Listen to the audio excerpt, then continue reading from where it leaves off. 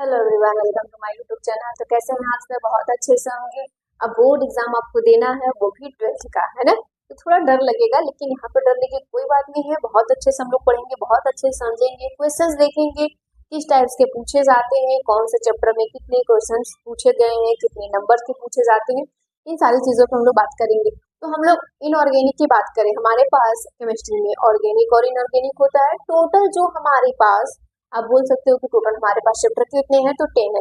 जिसमें से 5 चैप्टर किसके होंगे, इनऑर्गेनिक के। 5 चैप्टर किसके होंगे, ऑर्गेनिक के होंगे। ठीक है, मैंने ऑर्गेनिक का एक चैप्टर क्लियर करवा दिया है। अब हम लोग शुरू से पढ़ रहे हैं, इनऑर्गेनिक की बात करें। इनऑर्गेनिक में हमारा फर्स्ट चैप्टर जो है वो विलियन है।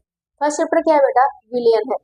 अब यहाँ पे ये कि विलियन, ये बहुत आसान सा चैप्टर है कि विलियन है, बहुत इजी होगा। हम लोग देखेंगे सच में ये इजी ही है। ठीक, विलियन की बात करते हैं, सॉल्यूशन। ठीक है, ये हमारा कौन सा है, चैप्टर फर्स्ट है। किसकी बात हो रही है, इनऑर्गेनिक की बात हो रही है। इनऑर्गेनिक में ये विलियन हमारा फर्स्ट चैप्टर हो जाता है। ठीक है, अब यहाँ से जो क्वेश्चंस पूछे गए हैं ना, वो 4 से लेके 8 तक, मतलब कि 4 से 8 नंबर तक के बीच में ये क्वेश्चंस पूछे गए हैं। तो ये क्वेश्चन चैप्टर क्या हो जाता है, वेरी वेरी इंपॉर्टेंट हो जाता है। क्या हो जाता है, वेरी वेरी इंपॉर्टेंट हो जाता है। क्लियर हो रहा है। अब यहाँ पे सोल्यूशन की बात हो रही है, तो जरूरी नहीं है कि सोल्यूशन हम लोग जो सिंपल सी भाषा में जानते हैं वही होता होगा, नहीं। तो वही चीजों से शुरुआत हो रही है, बस थोड़ा सा अलग होगा। ठीक है, 9th में जो चीजें आपने पढ़ा था, सोल्यूशन 9th में आप पढ़े थे कि क्या हो रहा है। ठीक है, 9th में जब आप सोल्यूशन को पढ़े तो इसमें क्या दिखाया गया कि हमने बहुत से सिंपल सी भाषा में सोल्यूशन पढ़ा और सोल्यूशन की सांद्रता थोड़ी जान ली थी। फिर उसके बाद संतृप्त है कि असंतृप्त है इसको जाना, फिर उस पर 1-2 क्वेश्चंस कर लिए थे और उसके गुण पढ़ लिए सोल्यूशन के, बस बात खत्म हो गई थी। तो बस हमारा ये इतना है। अब यहाँ पर देखिए क्या हो रहा है। तो यहाँ पर आप सोचेंगे कि अच्छा सोल्यूशन क्या है, जरा सुनो ध्यान से। जब हमारा बना था तो वो मिश्रण का पार्ट था। सोल्यूशन किसका पार्ट था, मिश्रण से शुरुआत हुई। तो मिश्रण क्या था बेटा, कि जब 2 या 2 से अधिक, है ना, जब 2 या 2 से अधिक पदार्थों को अनिश्चित मात्रा में हम लोग मिलाते थे तो मिश्रण बनता था। क्या बनता था, वो मिश्रण बनके हमारा तैयार होता था। और उसी मिश्रण में 2 प्रकार के होते थे, एक समांगी मिश्रण, एक विषमांगी मिश्रण। यही तो था ना, जरा ध्यान से देखिएगा। ये आपका मिश्रण था और ये मिश्रण ही 2 प्रकार के थे, समांगी, ठीक, और विषमांगी थे। 9th का कुछ क्लियर हो रहा है कि नहीं? 9th में पढ़ना नहीं है, लेकिन जरा सोचो ये चीजें हम लोग जानते थे कि नहीं। यही था हमारा मिश्रण, और मिश्रण के 2 भाग थे, समांगी मिश्रण और विषमांगी मिश्रण। समांगी मिश्रण में हम लोग विलयन को पढ़ते थे बेटा, क्लियर हो पा रहा है ना। समांगी मिश्रण को हम लोग विलयन में पढ़ते थे और इसमें क्या पढ़ते थे, निलंबन। इसमें हम लोग निलंबन पढ़ते थे और क्या पढ़ते थे, कोलॉयड या कोलाइडी। ठीक है, यही पढ़ते थे, कोलाइडी।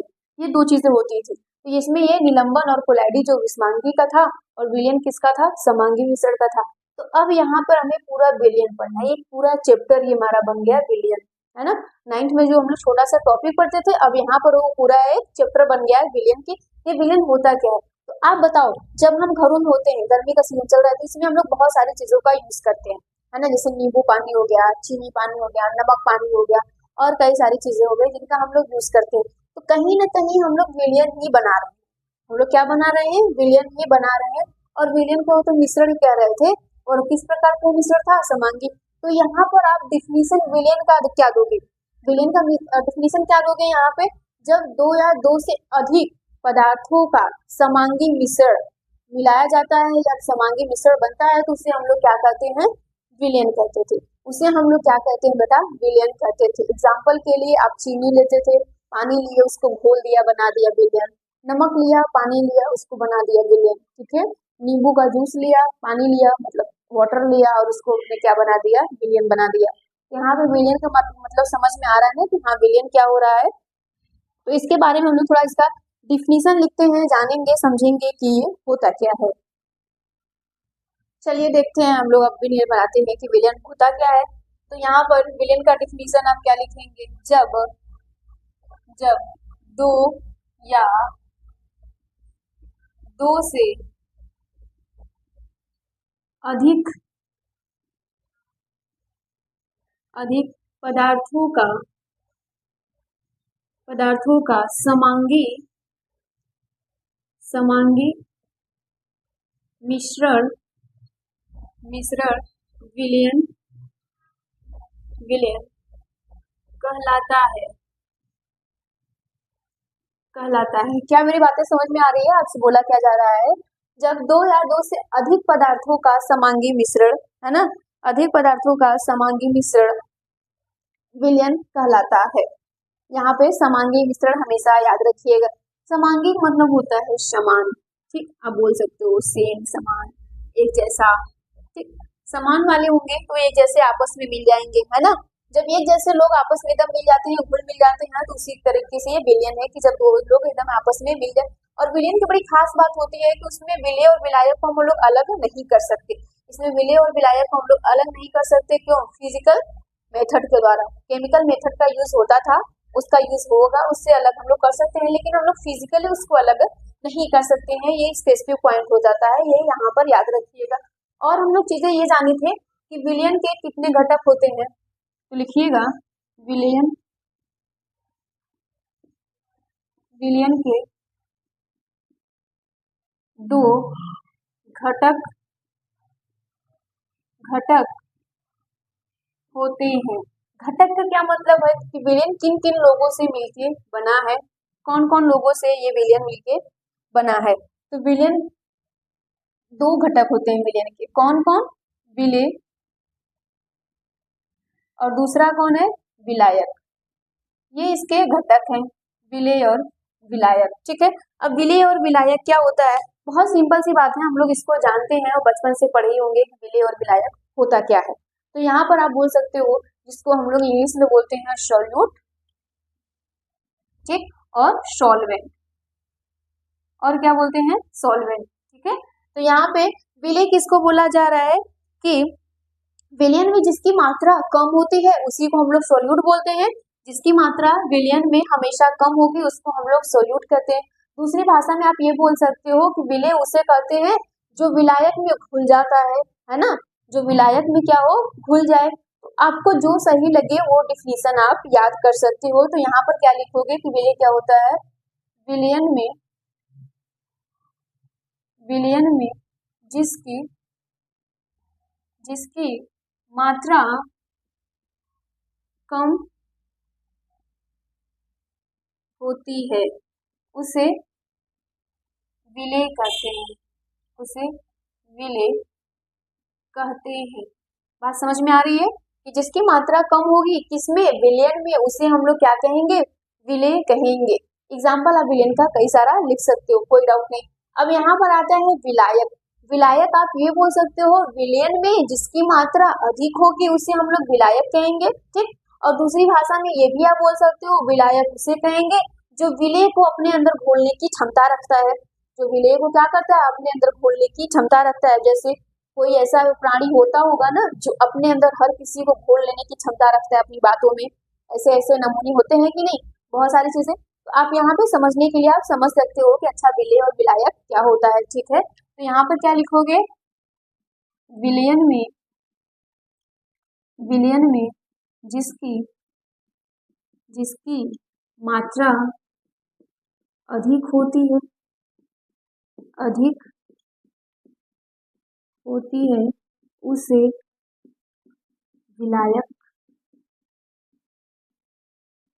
कहते हैं। अब कभी कभी ये भी पूछा जाता है कि यूनिवर्सल सॉल्वेंट क्या होता है, तो वाटर बोल सकते हो। वाटर मैक्सिमम चीजों को घोलने की क्षमता रखता है। बात समझ में आ रही है? यहाँ पर आप वाटर को बोल सकते हो। अब ये समझ में आया कि अच्छा विलयन क्या हो रहा है, विलयन के घटक क्या क्या हैं, हमने ये भी जान लिया। और घटक में दो थे, कौन कौन? उसके दो कंपोनेंट होते हैं विलयन के, सोल्यूट एंड सॉल्वेंट। सोल्यूट क्या था? जिसकी मात्रा हमेशा विलयन में कम रहेगी। और सॉल्वेंट क्या होता है? जिसकी मात्रा हमेशा विलयन में क्या होगी? अधिक होगी। आप अपने से ये कर सकते हो। अब जिस प्रकार का विलयन बनाओगे उसी में आप लोग समझ सकते हो उसमें कौन सा विलय कौन सा विलायक होगा, है ना। अब यहाँ पर ये नहीं है कि हमने ये बोल दिया तो ये, इसका समझने का तरीका होता है कि इसकी मात्रा कम होगी तो वो विलय, इसकी मात्रा ज्यादा होगी तो वो विलायक होगा। अब इसके एग्जाम्पल भी आप लिख सकते हो अपने से, मैंने ये दिया नहीं है तो इसका मतलब ये नहीं है कि आप एग्जाम्पल नहीं लिखोगे, आप खुद से एग्जाम्पल यहाँ पर लिख सकते हो, ठीक। अब हम लोग बात करते हैं विलयन के प्रकार। विलयन के प्रकार अब सब लोग जानते हैं कि विलयन दो प्रकार के होते हैं। विलयन कितने प्रकार के होते हैं? दो प्रकार के। तो लिखिएगा विलयन विलयन दो प्रकार के होते हैं। ठीक है, कौन कौन? संतृप्त विलयन और असंतृप्त विलयन, जिसको बोला जाता है सैचुरेटेड एंड अनसैचुरेटेड। ठीक, तो यहाँ पे लिखिएगा दो प्रकार के होंगे। यहाँ पे पहला कौन होगा? संतृप्त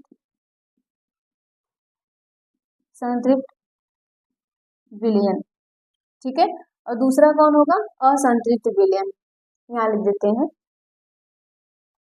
दूसरा असंतृप्त विलयन। अब ये संतृप्त और असंतृप्त क्या होता है? संतृप्त और असंतृप्त की हम लोग बात करें तो यहाँ पे जरा समझो। संतृप्त की हम लोग जो बातें करेंगे यहाँ पर ये इस तरीके से समझो कि जिसका पेट भरा हुआ हो, पेट भरा हुआ है ना, एग्जाम्पल के थ्रू समझो यहाँ पर। अब जैसे मान लो कि तुम कोई विलयन बना रहे हो, ठीक है, पेट भरा हुआ है, मतलब मान लो, चलो ऐसे जानते हैं, तुम्हें भूख लगी हो, तुम्हारी भूख 4 रोटी की हो, तुम्हें क्या हो? 4 रोटी की भूख हो, तो मैं तुमको क्या दूं? 2 रोटी दूं तब भी तुम्हारी भूख नहीं मिटेगी, 3 दूंगी तब भी नहीं, 4 रोटी मैंने दे दिया तब तुम्हारी भूख मिट जाएगी, हो जाएगी। लेकिन जब मैं 5 दूंगी तो नहीं तुम कर सकते। तो वहां पर ये चीज भी बोला जाता है कि संतृप्त विलयन हम उसे कहेंगे जिसमें जिसकी क्षमता जितनी हो कि वो विलय को अपने अंदर घोल ले, और कंडीशन ये है कि वो निश्चित ताप पर होना चाहिए। क्या होगा? वहां पे आपको बोला जाएगा कि निश्चित ताप दो। ठीक है, और यहाँ पर असंतृप्त क्या होगा? उसी का उल्टा होता है। उसी का क्या होगा? उल्टा होता है, मतलब कि निश्चित ताप पर ये क्या हो जाए? उसमें घुलता रहे, विलय कौन हो? उसमें घुलता रहे, उसे हम लोग कहेंगे असंतृप्त विलयन होता है। मतलब इसका पेट एकदम भरा हुआ होना चाहिए, इसका एकदम भरा हुआ नहीं, मतलब ये अपने अंदर क्या करेगा? घोलने की क्षमता रखता जाएगा। तो आप यहाँ पर ये बोल सकते हो। ठीक है, अब जैसे हमने क्या किया, यहाँ पर हमने क्या लिया? एक गिलास लिया, इसमें पानी डाल दिया।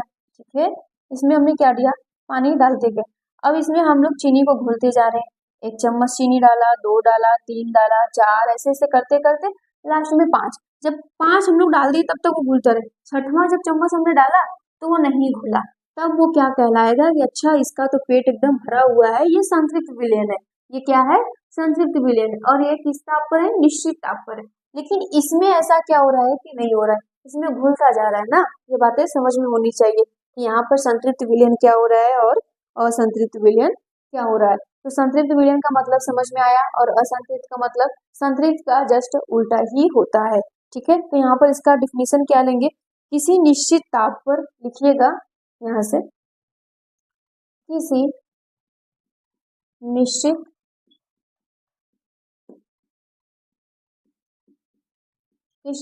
निश्चित ताप पर किसी विलयन में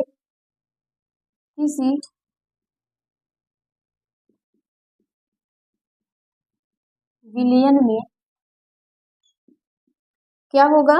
किसी विलयन में यदि विलय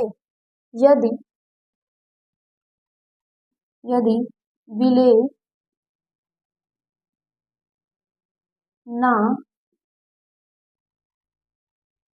घोला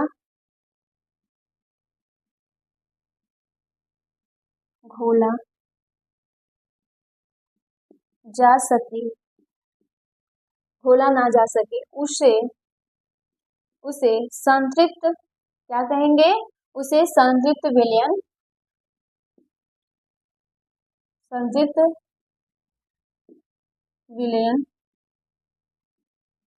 कहते हैं। ठीक, उसे संतृप्त विलयन कहते हैं। मतलब ये आप बोल सकते हो कहलाता है किसी निश्चित ताप, है ना, किसी निश्चित ताप पर, याद लिख लेना, किसी विलयन में यदि विलय ना घोला जा सके उसे संतृप्त हम लोग विलयन कहेंगे। और इसमें क्या होगा? इसमें आप बोल सकते हो किसी निश्चित ताप पर किसी विलयन में यदि विलय पदार्थ घोला जा सके, उसमें क्या होगा? घोला जा सके, उसे हम लोग क्या कहेंगे? असंतृप्त विलयन कहेंगे। उसे क्या कहेंगे? असंतृप्त विलयन कहेंगे। तो उसका डिफिनीशन आप क्या लिखोगे? किसी निश्चित ताप पर किसी विलयन में यदि और विलय घोला जा सके, इसका डिफिनीशन लिखो बेटा यहाँ से, किसी किसी निश्चित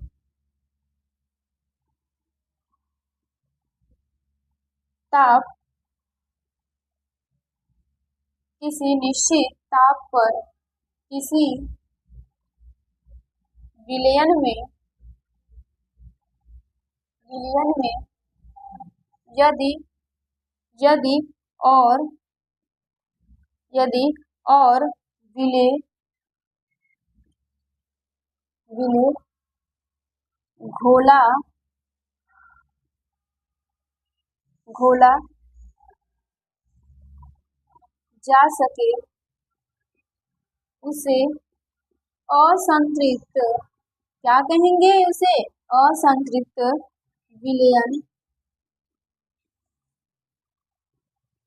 कहते हैं। बात समझ में आ रही है? ये सब सारी चीजें बहुत बेसिक से है जो आप जानते हो कि अच्छा ये सब क्या होता है। विलयन जाना, विलयन के घटक जान लिए, विलयन के प्रकार में हम लोग जाने कि एक संतृप्त विलयन होता है और एक असंतृप्त विलयन होता है। यहाँ तक नोट करिए। चलिए अब नेक्स्ट हम लोग पढ़ते हैं विलयन के प्रकार में ही विलयन के एक तनु विलयन होता है, एक सांद्र विलयन होता है। एक तनु विलयन और दूसरा कौन होता है बेटा, सांद्र विलयन। ठीक है, दूसरा कौन होता है, सांद्र विलयन होता है। ठीक है, तनु विलयन क्या होगा और सांद्र विलयन क्या होता है यहाँ पे। अब तनु विलयन का क्या मतलब होता है, ठीक है, तनु विलयन का मतलब ये होता है कि हम लोग ये जानेंगे कि तनु विलयन कैसा, तनु विलयन ये समझो कि जिसमें हम जब विलयन बनाते हैं तो जिसमें विलय की मात्रा कम होगा, जिसमें विलय की मात्रा कम होगा वो क्या कहलाएगा, हमारा तनु विलयन कहलाएगा। और सांद्र में क्या होगा, जिसकी मात्रा ज्यादा हो, और वो कौन सा मात्रा ज्यादा होगा, विलय मात्रा।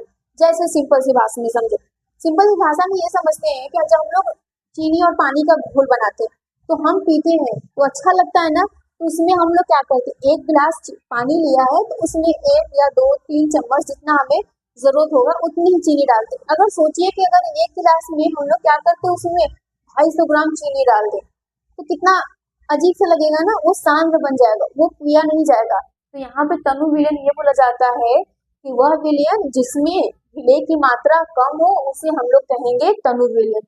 और सांद्र में क्या बोला जा रहा है, तो ऐसा विलयन होगा जिसमें विलय की मात्रा ज्यादा होगी और उसी को हम लोग कहेंगे सांद्र विलयन कहेंगे, उसी को हम लोग कहेंगे सांद्र। सांद्र का मतलब यहाँ गाढ़ा से मतलब समझ, जैसे कि आपको चीनी और पानी का घोल दे दिया जाए और एक तरफ क्या रखा जाए, मिठाई का सीरा, तो मिठाई का सीरा क्या होगा, सांद्र होगा ना, क्योंकि वो गाढ़ा ज्यादा है। और यहाँ पे जो चीनी और पानी का घोल होगा वो नॉर्मल होगा, जिसको आप पी सकते हो बड़े आसानी से। तो हम लोग जो विलयन जो हम लोग अपने घरों में तैयार करते हैं वो जनरली तनु विलयन तैयार करते हैं। क्या तैयार करते हैं, तनु विलयन। तो इसमें क्या लिखोगे, वह विलयन जिसमें, लिखिएगा वह विलयन विलयन जिसमें जिसमें विलय विलय की मात्रा कम हो उसे क्या कहेंगे, तनु विलयन कहते हैं, उसे तनु विलयन कहते हैं। बात समझ में आ गई। मात्रा बोल सकते हो, बहुत कम भी हो सकता है। ठीक, अब यहाँ पे सांद्र क्या क्या बोलोगे, सांद्र के लिए आप क्या कहोगे, सांद्र के लिए वो कहोगे कि वह विलयन जिसमें विलय की मात्रा अधिक हो। ठीक है, तो यहाँ पे क्या बोलेंगे, वह विलयन जिसमें विलय की मात्रा अधिक हो उसे सांद्र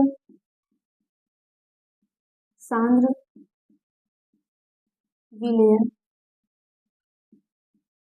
कहते हैं। ठीक है, बात समझ में आ रही है, बहुत सिंपल सी बात है। ये सारी चीजें हम लोग अपने किचन में अपने घरों में करते हैं लेकिन उतना ध्यान नहीं देते। लेकिन यहाँ पे क्या है, अब तो समझ में आ रहा होगा ना, जब हम चीनी पानी बनाने जाएंगे तो समझ में आएगा कि अच्छा कौन सा विलयन बना रहे हैं तनु की सांद्र, तो यहाँ पे समझ में आ जाएगा कि अच्छा हम लोग सांद्र या तनु बना रहे हैं। ठीक, अब इसके बाद हम लोग जो नेक्स्ट पढ़ेंगे वो हम लोग ये पढ़ते हैं कि विलायकों के भौतिक अवस्था के आधार पर विलयन के प्रकार। तो यहाँ पर क्या होंगे कि जो विलायक होंगे उनके आधार पर हम लोग जानेंगे कि इसके, आप बोल सकते हो कि विलायकों के भौतिक आधार पर विलयन कितने प्रकार के होते हैं। जैसे 9th में हम लोग पढ़ा था ठोस, द्रव, गैस, है ना। जब क्या होता था, जब हम गैस को गैस में मिलाते थे, गैस को ठोस में मिलाते थे, गैस को द्रव मिलाते थे, ऐसे कई सारे करके हमारे पास 3 प्रकार के बनते थे जो 9 टर्म में आते थे। ठीक है, उसके बारे में हम लोग नेक्स्ट वीडियो में पढ़ेंगे। तो इतना आप लोग समझे जाने, अगर इसमें कोई भी डाउट होगा तो कमेंट में जरूर बताना। आज के लिए इतना रहने देते हैं, थैंक यू।